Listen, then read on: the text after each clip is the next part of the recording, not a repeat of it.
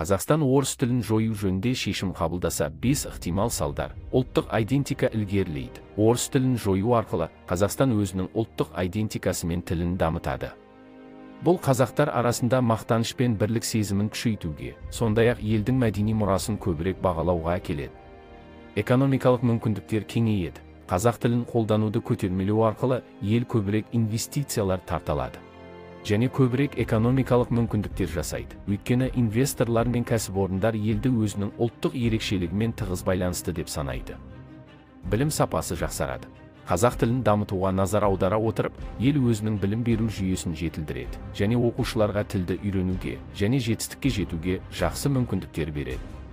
Көптілділік дамиды. Бастапқы кезеңде орыс тілін жою кейбір мәселелерге әкелуі мүмкін болса да, ол басқа елдермен қарым-қатынас пен тәжірибе алмасуды жеңілдету құралы ретінде басқа тілдердің, соның ішінде ағылшын тілінің дамуына ықпал етуі мүмкін.